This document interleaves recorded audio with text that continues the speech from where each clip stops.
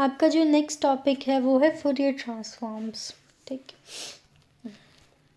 तो हम सबसे पहले फूरियर ट्रांसफॉर्म की डेफिनेशन देखते हैं कि फूरियर ट्रांसफॉर्म की डेफिनेशन होती क्या है। The integral transform of the function F x is defined by I F of x is denoted by I f of x is defined as integration from x1 to x2 f of x k s x into dx। ठीक है, मतलब कि हमारे पास यहाँ पे कोई भी function दे रखा है f of x, हमें इसे ट्रांसफॉर्म करना है। बच्चों, ट्रांसफॉर्मेशन का मतलब होता है हम ना उसका रूप बदल रहे हैं। ठीक है, मीन्स फंक्शन एफ एक्स ही है लेकिन हम इसको ना इंटीग्रेट करेंगे कुछ। हमारे पास जो फंक्शन है वो एफ ऑफ एक्स ही है लेकिन हम क्या करेंगे, हम इसका इंटीग्रेशन करेंगे। और इंटीग्रेशन भी कब करेंगे, जब हम इसे कर्नल के साथ मल्टीप्लिकेशन करने के बाद इसका इंटीग्रेशन करेंगे कुछ लिमिट्स में।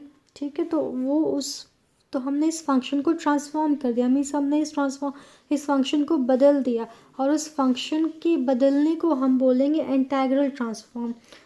फंक्शन हमारे पास एफ एक्स है लेकिन हमने उसका इंटीग्रेशन करके उसका हमने ट्रांसफॉर्मेशन कर दिया। फंक्शन का ट्रांसफॉर्मेशन किया है बाय इंटीग्रेशन, इसे हम क्या बोलेंगे, इंटीग्रल ट्रांसफॉर्म। ठीक है, और यहाँ पे जो के एस एक्स है ये क्या है, कर्नल है। ठीक है, ये ट्रांसफॉर्मेशन का क्या है, हमारे पास कर्नल है और ये हम एस और एक्स का फंक्शन है। ठीक है, the function f of x is said to be, और जो फंक्शन एफ ऑफ एक्स है मीन्स जो ये वाला फंक्शन है वो क्या हो जाएगा, एफ ऑफ एक्स का इन्वर्स ट्रांसफॉर्मेशन।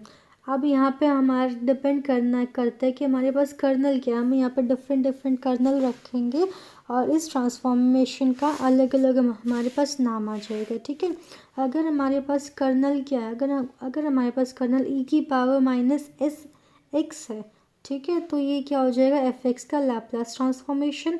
इसे हम क्या कहेंगे, f bar s is equal to integration.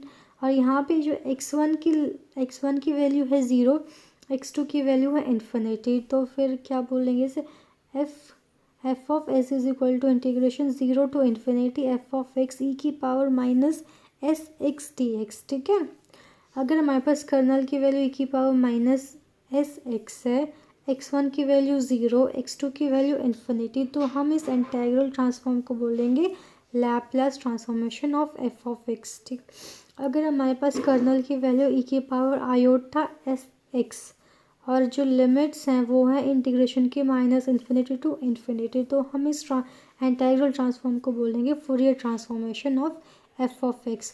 तो हमारे पास यहाँ पे फूरियर ट्रांसफॉर्म जो हमारा रीसेंट टॉपिक है वो क्या होता है, अगर हमें एफ ऑफ एक्स का फूरियर ट्रांसफॉर्मेशन निकालना है तो हम कैसे निकालेंगे, हम सबसे पहले एफ ऑफ एक्स को ई की पावर आयोटा एस एक्स से मल्टीप्लाई करेंगे और फिर उसका हम इंटीग्रेशन करेंगे with in the limits minus infinity two plus infinity.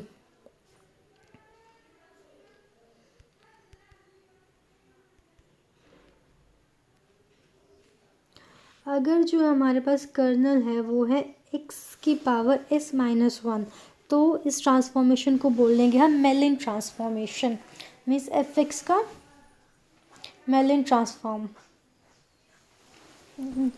तो यहाँ पे एम एस क्या हो जाएगा, यहाँ पे x1 की वैल्यू 0 है, x2 की वैल्यू इन्फिनिटी, तो एम एस हो जाएगा integration 0 to infinity f of x की power s minus 1 into d x.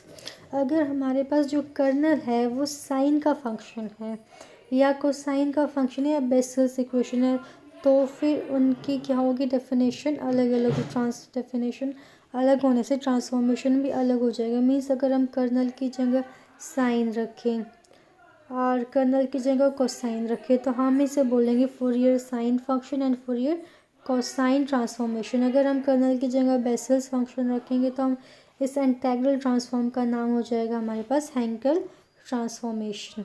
ठीक है, ये आपके सिलेबस में है हमारे पास फूरियर ट्रांसफॉर्मेशन। अब हमारे पास है अब हम इनके इन्वर्स की डेफिनेशन देखें कि इन्वर्स की डेफिनेशन क्या होती है। अभी तक हमने फूरियर ट्रांसफॉर्मेशन देख लिया। अगर हमारे पास एफ ऑफ इस किसके बराबर है, equal to integration minus infinity to infinity f of t e की power iota s t into d t, ठीक है। अब हमें एफ एक्स को हम क्या बोलेंगे, कैपिटल एफ ऑफ एस का इन्वर्स, ठीक है। तो इसको निकालने का हमारे पास अलग से डेफिनेशन है, और वो डेफिनेशन है f x is equal to 1/2 pi integration minus infinity to infinity f of s e की power minus iota s x D